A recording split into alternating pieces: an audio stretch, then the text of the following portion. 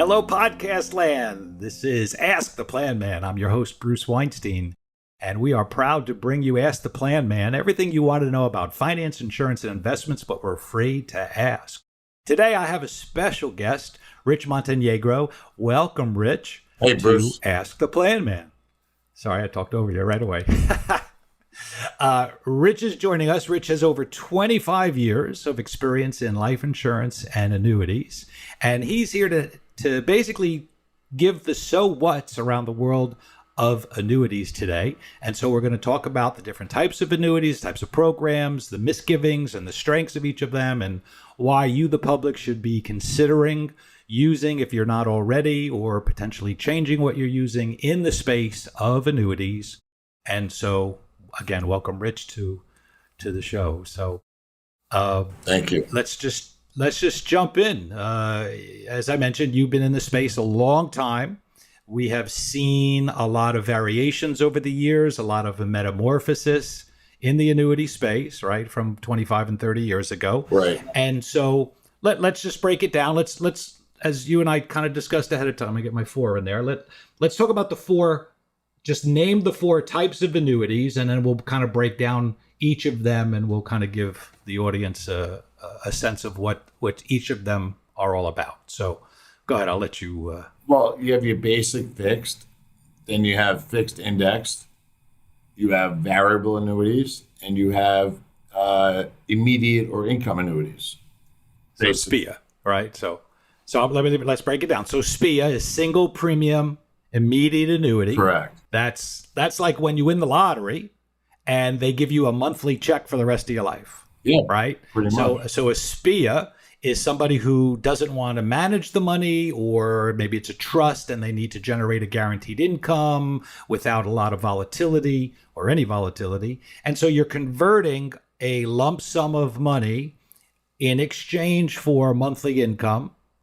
And then it could be for life. It could be what we refer to as period certain, right? 10-year guarantee, 15, 20-year guarantee, right? So that's used. Candidly, over the years, I have not done a lot of them. I find most of my clients never wanted to give up control of their asset, but it certainly has its place if you're doing a special needs trust or a charitable remainder trust, things that you need the income to be locked in and not worry about somebody managing the money or the risks of the markets and interest rates and everything else. So that's SPIA, right? So we'll take that one off the board. So you mentioned fixed. So we'll go back down the rest of the right. So a fixed rate annuity is different than a fixed index annuity. So let's just break that down. So a fixed annuity, the way I label it, is like buying a CD, right? It's a time element, 1 year, 3 year, 5 year, 7 year, 10 year. And you're going to get an interest rate pretty much locked in like you would a 5-year CD. You could get a 5-year fixed rate annuity, right? Correct. Well, what's the problem? Again, I don't want to do all the talking. You're supposed to be talking. I'm just trying to tee it up. Yeah. But so let's talk about what the bank CDs are like, and again, why the fixed annuity is a proper alternative for people in that space. The bank CD has become, through the years, the safety portion of a client's portfolio. So when they meet with a financial advisor, they may label it, say it's 60% stocks, 20% bonds, and then 20% in cash. So now cash reserves. So your emergency fund, you want 3 to 6 months worth of living expenses sitting in cash, right? Liquid. Mm-hmm. So people have gone to bank CDs. The problem with a CD is if I open up a 5-year CD that pays me a certain rate, and in this day and time, I check bank rate every week to see what the best CDs are in the country. The best 5-year CDs are around 1%. So even now, even with the recent rate increases by the Fed, mortgage rates have gone up. We'll talk about that on another show. But the bank rates have not moved significantly yet. Now, I'm going to jump in a little bit. So If people don't understand what CD means, it's certificate of deposit. And my joke in my seminars over the years is, or certificate of depreciation, because you got tax on your CDs in most cases, and then you have inflation. And so everybody's seeing the gas pumps, everybody's seeing their food prices, their car prices, their housing prices, their homeowners insurance. Inflation is at 20 and 30-year highs, right? And so the point of this, the so what, is you're locking in a CD at 1% for 5 years. You're going to pay tax on that. Right. And inflation's running at 5%, and your money's only pacing at 0.5%. Right. And so the CD is not an accumulation investment. It is nothing more than a liquidity and a safety bucket for money, but it is not an investment. It's not going to grow. Let's go back to something you just said about liquidity, in that a CD does not allow any liquidity except interest only. So it's really not liquid. Whereas an annuity will allow 10% withdrawals each year. So it's a lot more liquid than a CD, a lot more liquid. So if you have a client that needs to have $100,000 in cash, the analogy is, Mr. Jones, when was the last time you needed $10,000 in one day? Right. And it's very rare that ever happens. So they have the ability in year one to take out $10,000, which is 10% of $100,000. But if they open up that CD and they take out 10%, they'll get penalized. It's a penalty, right? There's a on penalty. all those years of that CD. So the annuity is actually a better alternative than a CD. A fixed annuity is better than a CD rate. So back in the day, and the day was quite a number of years ago, CD rates were about 8%, right? A 5-year CD, you could have gotten about 7 or 8%. So back then, what we used to do with clients is create a CD ladder for their liquid assets, right? And so we would basically divide it into 5 or 6 steps of the ladder, and we'd put $20,000 in cash.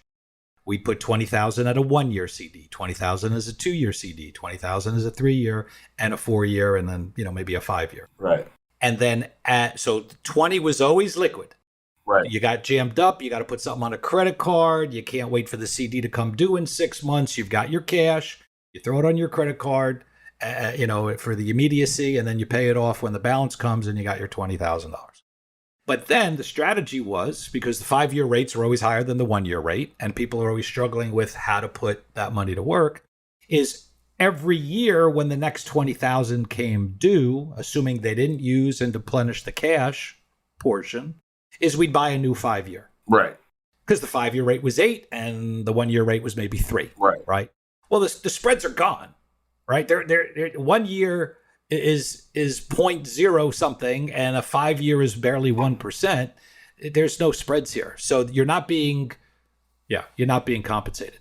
Conversely, on the fixed rate products, you're getting 2 to 3% in the same time window of a 5-year, but you know the rate's a little stronger than I do. So I know you just released something on the current rates and they jumped up a little bit. Yep. So a 5-year fixed rate annuity is paying about what in the market now? In 3%. But conversely, because the longer term rates and the shorter term rates are pretty close. We have a 2-year annuity that's paying a client 2.5%, for example, a 3-year paying 3%, but a 5-year paying 3.5%. Right. So, the banks were seeing the same thing. When I checked bank rate, the 5-year CD rates are the same as the 1-year CD rate. Right. Yeah, they haven't expanded. They're not willing to pay more yet. No, because they want to see where these mortgages are going, and people are still borrowing, and Now, there's another advantage for everybody in the world of annuities in general, and that is annuities are issued by insurance companies. Mm-hmm. They have a tax-deferred feature to them. So if you don't need the money and you're challenged in your tax bracket, you get the compounding for that 5 years without having to pay tax along the way, versus a CD, unless it's in an IRA. If a CD is just regular after-tax investment, you could be taxed for phantom income. You could be taxed at the end of the year when the CD comes due. And so you're not getting to compound it out. Again, we're not talking big sums of earnings, but if I make 5 years at 3% compounded tax deferred. Right. I've got a little bit more money at the end of that. And then if I don't need it at the end of those 5 years, I could roll it out for another 5 years, or maybe even 10 years if the rates have changed. So you can keep tax deferring and rolling these over. Correct. Called a 1035 exchange, or, unless it's an IRA again. So you can keep kicking the can down the road and defer, depending on the age of the client and the needs, for 40 or 50 years. Or so until death. It does. If you don't need the cash, just die with it, Right. So that's fixed. All right. And then we mentioned earlier, there's fixed index, so an indexed annuity. So let's again share knowledge with the audience on what that's about, and I'll kind of tee it up for you and how we use it and elaborate. But the phenomenon going on now is, we could talk for hours about the stock market and where it's been and how far it's come. But you mentioned earlier about asset allocation. We did a show the other day with an investment counselor. Check out, our previous podcast on that. And when you're diversifying the portfolio based on age and risk and everything else, there's so much money that goes in equities, so much money goes in what we would perceive to be bonds or something fixed rate, fixed income. And so the challenge now, this has been great historically, that interest rates come down, your bond prices go up, it offsets a declining stock market, your bonds appreciate while your equity is potentially going down, and it smooths out the volatility. Right. Well, we've had literally 20 years of a declining interest rate, basically flat to zero, and now rates are moving up. Right. You see the chat rooms and the social medias about mortgage rates going from 3 to 4 to now 5, heading towards 6. Right. So that's having an impact on the bond market, which is where that 40% bucket for a lot of people gets placed. Correct. And if you're in a fund, again, this is some of the stuff we talked about the other day. If you're in a bond fund and rates are going up, you're watching your capital diminish, right? There's downside risk. Right. So bonds are defensive. They're not necessarily safe. They're defensive. But when you have a rising interest rate market, we've got a challenge. We got a problem. Right. What's the fundamentals behind an index? Why are we using it? Why is Bruce and Robin using it with our clients? And what does it do to protect that investor? Well, again, back to the bond portfolio, and having a safety portion of a portfolio. If we're in a bond fund or we own bonds and we don't plan on holding an individual bond for 30 years, but we want to sell it and interest rates are rising, that bond price is going to come down. So I'm going to lose money. Same in a bond fund. When interest rates go up, that bond fund is going to go down. So what an advisor has to do at that point is reallocate the stock portion to be more safe, which is also going to hinder growth, because now we're also managing the bond portfolio, which is supposed to be safe. So where the index annuity defensive, not safe, defensive. Defensive, right. They think it's safe. That's the problem. Right. It's defensive. So when we go into an index annuity for a bond portion of a portfolio, the index annuity is going to make sure the client never goes below zero. Some contracts, some states have a 1% minimum, but all index annuities, and I'm not talking registered index annuities, that's another topic we can talk about another time, but your traditional index annuity has a minimum of zero. So if the market goes down 20%, you get a zero that year. You don't lose money. That's right. But if the market goes up 20% that year, you might have a cap. And that cap might depend on whichever annuity we go to. So, for example, one right now we're working with has a 5.5% cap on the S&P 500.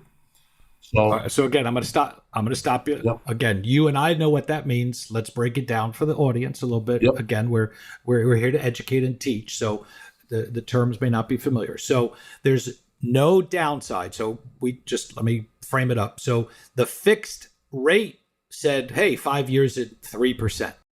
When you go into an indexed, you're foregoing that guarantee of 3% for the 5 years for more upside, which is to reach this level of a cap. Now, a cap is exactly that. A cap is getting you no more than that 5.5%. So you're tapping out, if you will.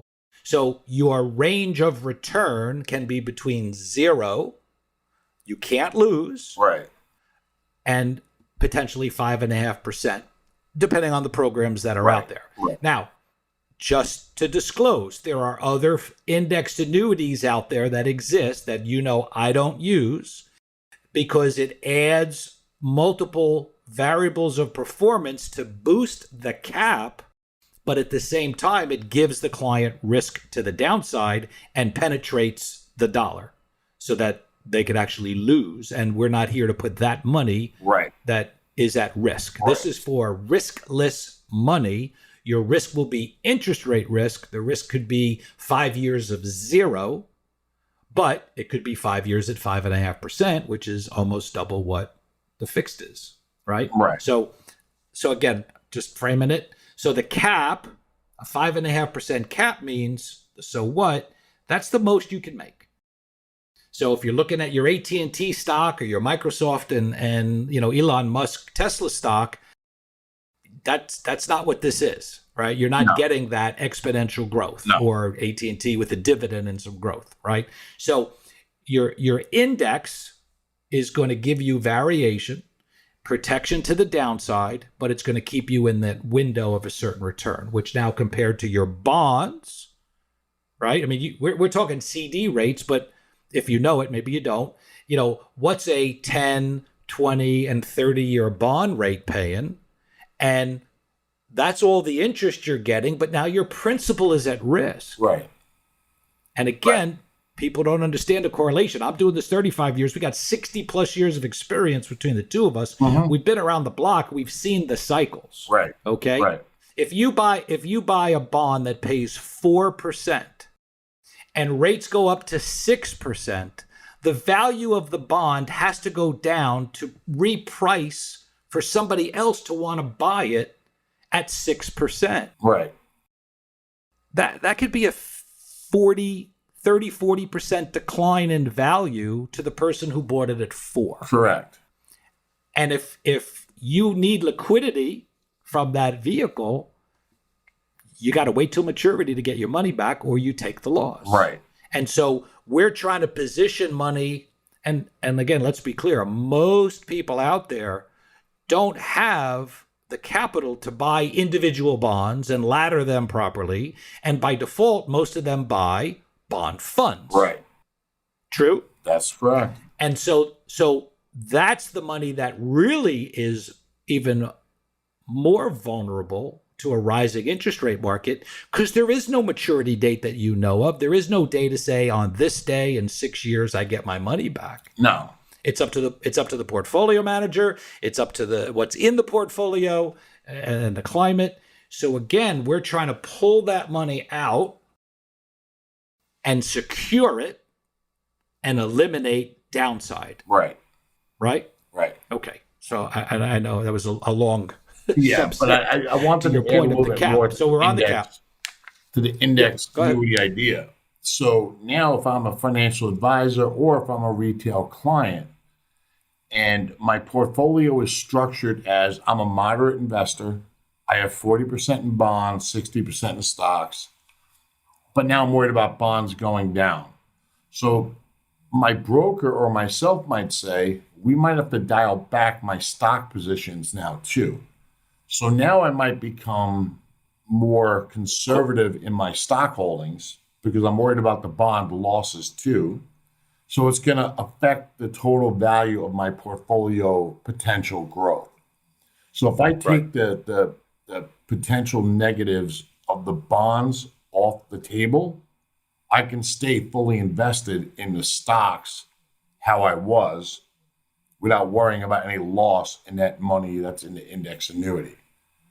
And that is a major advantage to a client because now as a client, I can just not worry about that bond, and I'll call it the bond portfolio because now it's a bond replacement. Yep. I can stay invested as the broker, my advisor signed me up for, and let that grow and do its thing. It's going to go up and down, and I knew this as a buyer, but my bonds were there to be my safe portion of my money. Now I don't have to worry about the bonds going down. And then also to add to the index story, there's a lot of other index annuities that we can take 5 podcasts to talk about different crediting methods and everything else. But, as you work with your clients, and we've done this before, we've talked about other strategies where the client still can't lose money, but instead of a cap, we might have a spread. There's a lot of different stories. But the key is talk to your advisor, talk to you guys. And us as case designers will help you figure that out as to what's the best scenario to get the most growth at that time for that client. And there's no fee. So now as a client, we're going to tie into that. Yeah. As a client now, you're paying your advisor a certain fee to manage a whole lump of money. When you take that bond portion off, say it's a $100,000 portfolio and you're paying 1%, what's that, $10,000 a year in a managed account, you take $40,000 off, you're saving $4,000 a year. Am I right? Hold on. 1% of 100,000 is 1,000. 1,000, right. So I'm saving $400. I'm in the millions. I was thinking about a million, Yeah, $1 million is 10,000. Right. So you're saving 40% of your management fee by not paying a fee to the broker every year. So. Right. So this leads to the last piece of the 4 horsemen. Right. The 4 horsemen of annuities, and the last one. So we've covered SPIA, single premium indexed annuity. We talked about fixed rate. Now we talked about fixed indexed, and then variable. But before we do that, I wanted to jump back a little bit because you said something about talk to their advisors. Right. And so depending on what kind of advisor you have and their training and their background and their broker dealer, there's a lot of advisors that have no formal training and knowledge about annuities and may never even be bringing that to the conversation. Okay. Correct. So they might just be a pure stock picker. They might just be an asset allocation mutual fund house or using ETFs, right? Electronic traded funds. So they just may not be insurance licensed. You have to have an insurance license to do life insurance and health insurance and annuities, right? So I wanted to put that stamp on there. And then as we come into the variable annuities, if you're doing a variable annuity, in its foundation, it's technically buying mutual funds wrapped into an annuity tax-deferred type of program. Right. That requires a securities license. Correct.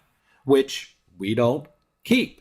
So we don't use variable annuities. I've done tens of millions of dollars in variable annuities over the years, but we don't have our securities license. We stick with the index.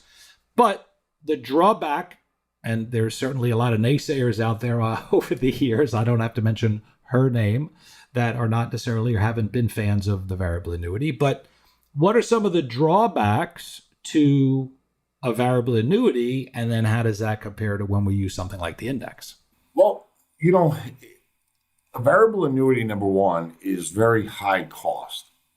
Going into a variable annuity. Meaning fees. Meaning fees. It's going to cost the client a lot of money net coming out of their account. Right. So there's called a drag, folks, right? There's a drag oh yeah, on performance. Right. And that's all going to come out. So number one, those mutual funds in the account are managed by somebody. Now, they're not mutual funds or sub-accounts. They call them sub-accounts inside a variable annuity. Now, there's also a management fee to those. That's going to be around 1% a year. That's going to come out of your return as a client. Right. Whether you make money or not. They get it. Right.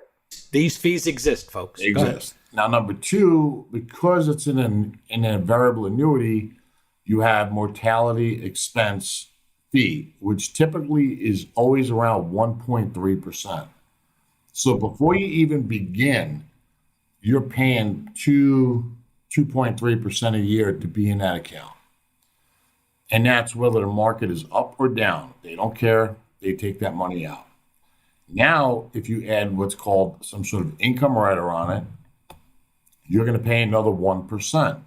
So now you're into 3.3% plus to be in this account every year. And from my experience and from all the variable annuities I've seen sold, they're all sold in what's called a moderate portfolio. Most of them are anyway, because we have the income rider built on. And so essentially the average return in one of these variable annuities gross is going to be around 5% at best. Now you take out your 3%, now you're around 2 to 3%, and you're still paying these fees. So you're going to net around 2 to 3 roughly in a moderate portfolio. The variable annuity company is going to keep their fee every year. You're not going to grow much, but you're still paying that fee. So the point is like, why go through all of that when you can just buy it? So you got the downside risk, right? So they're still facing the storm of a potential correction at some point in time. But again, just so people understand, you could do a variable annuity and be all equities and pace more like 10 or 12% and maybe make 15 and 17%. You're still going to have the drag, but you're also taking the higher risk. So when the market crashed at the beginning of COVID, right, we dropped 30% in a week. Your variable annuity is blowing up too. No different than your regular portfolio of stocks. So what Rich is saying is if you get involved in a variable annuity that is not super aggressive growth oriented and is dialing down the risk using a moderate asset allocation, like he said, 70-30, 60-40, you're because bonds have no yield in them, you're not getting the juice that we got 20 years ago. Right. When you could get 7% fixed. And I started at Merrill Lynch in 1986. You had AAA rated New Jersey Turnpike bonds paying 7%, 8%, double and triple tax free. Right. The New Yorkers didn't pay city tax. New Jersey didn't pay state and federal tax. So if you can make 7% at a 40% tax bracket tax free, why do you need to risk at the stock market? Right. Because that's like an 11%, 12% tax equivalent yield, right? DEY. So now historically, S&P 500, historical rate of returns probably between 10 and 12%.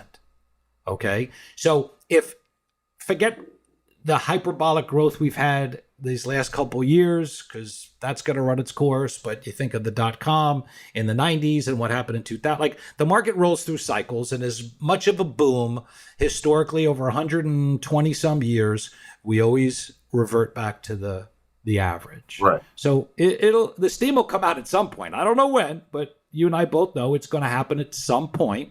As I said the other day with John on here, is all things end badly, otherwise they wouldn't end. And so we don't just have a date that says, hey, let's have a market correction on June 6th at 3 p.m. Right. And that's the day it's going to happen. And it's going to come out of nowhere. Right.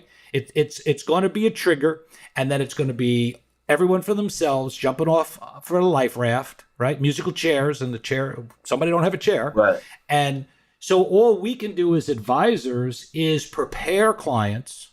I've said this many times, I'm sure I said it to you, is we don't manage people's money, we manage their expectations. I don't control the market, you don't control the market. We have 60 years of experience understanding, being a student of the markets, that we kind of know when something, smells like a duck, walks like a duck, talks like a duck, it's probably a duck, right? So at some point, the markets are going to give back. And so you've got this two-headed monster that you're dealing with between the equity side and the bond side and rising interest rates and inflation. And there's a lot of pressure on that ecosystem, right? And so all you could do is say, look, these are your choices. Let's manage your expectations. This is what I think is going to transpire. This is how I think you could protect some of those assets, meaning your bonds, right? That's where this annuity is such a hot the indexed annuity and the fixed annuities are such hot topics these days, is because it's a safety net. There's no downside. None. Again, I'm talking way too much. So you Yeah, I mean, with the variable annuities, again, I've seen we get a lot of exchange requests from old variable annuities, meaning that the client doesn't want to be in the market anymore and they want to move it into an index annuity. So in order to do that, I have to look at both products, compare them side by side to make sure it makes sense for the client. And when I look at the portfolios inside the VA, I haven't seen any that have been fully invested in the market. They're all moderate portfolios, and they're all averaging, 2, 3, 4% after fees. And